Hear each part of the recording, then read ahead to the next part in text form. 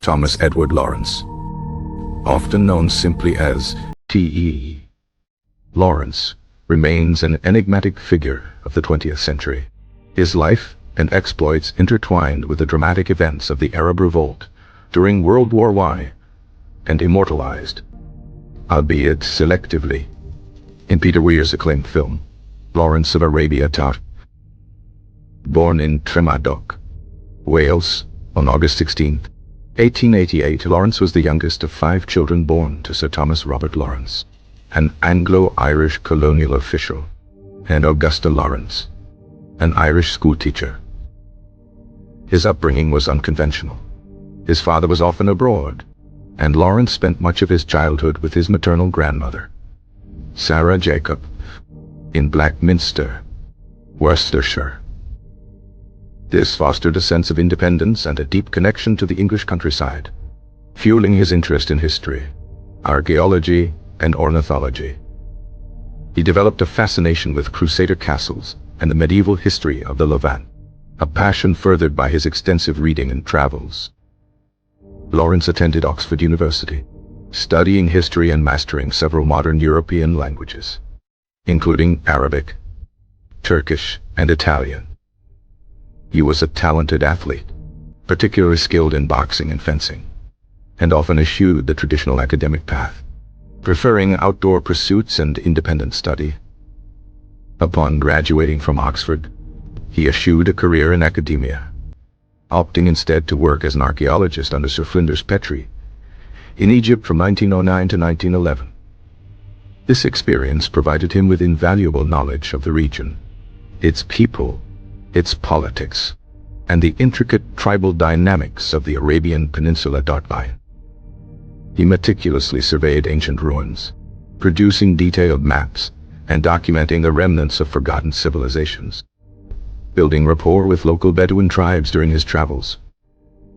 He adopted Bedouin dress and customs, gaining their respect and admiration, adopting the name E.Lawrence and immersing himself in their lifestyle. By 1914, he was already a well-connected and knowledgeable figure in the region, possessing a unique understanding of its political landscape. The outbreak of World War I dramatically altered his path. Initially working as an intelligence officer for the British military intelligence in Cairo, he was tasked with gathering information on the Ottoman Empire. He recognized the potential of rallying Arab tribes against the Ottomans, advocating for a large-scale Arab revolt to divert Ottoman resources from the Western Front. His superiors were initially skeptical, but Lawrence's unwavering conviction and apparent understanding of the Arab world eventually won them over. In October 1916, Lawrence was sent to Arabia to meet with Sharif Hussein bin Ali, the Hashemite leader of Mecca, and gauge his willingness to lead a revolt.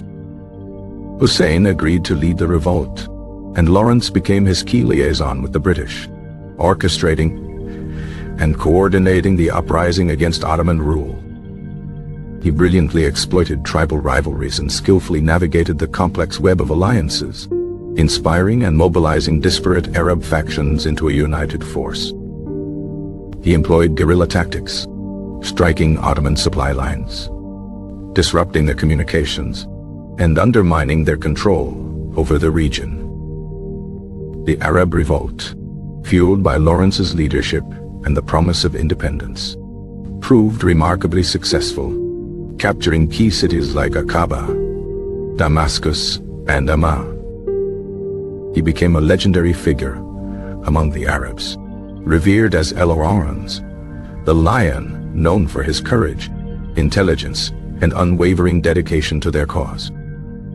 However, the post-war settlement proved deeply disillusioning for Lawrence and the Arab leaders. The Sykes-Picot Agreement, a secret British-French pact, had promised them a unified Arab kingdom, but it was later ignored. The region was carved into mandates controlled by Britain and France, dashing hopes for independence and sowing the seeds of future conflict. Lawrence, deeply affected by this betrayal, resigned from the government and attempted to escape the limelight, briefly joining the Royal Air Force under an assumed name. E.Lawrence.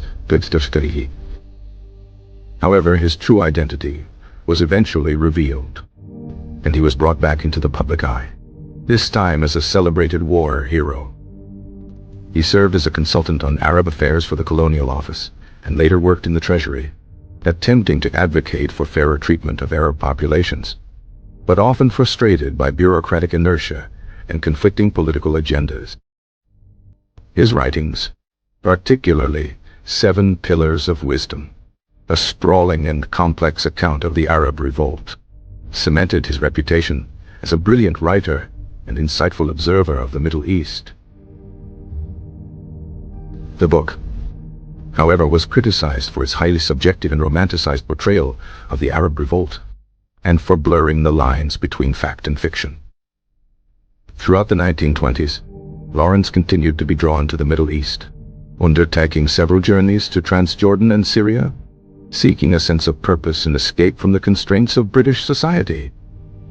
He became involved in the Transjordan option, advocating for the creation of a Hashemite kingdom as a buffer state between British-controlled Palestine and French-controlled Syria. His later years were marked by a growing sense of disillusionment and a desire for anonymity.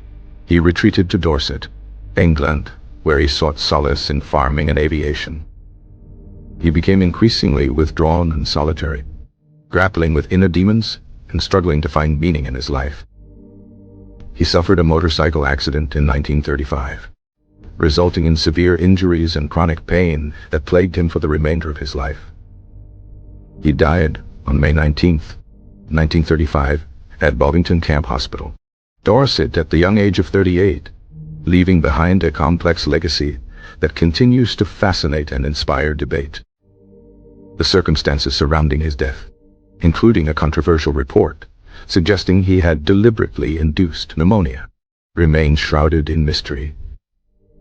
E.Lawrence remains an enigma, a brilliant strategist, a courageous leader, a gifted writer, and a deeply flawed individual, forever etched in history as Lawrence of Arabia. His life was a blend of heroism and hubris, of adventure and disillusionment, a testament to the enduring power of individual agency and the complexities of navigating a world shaped by conflict and shifting alliances.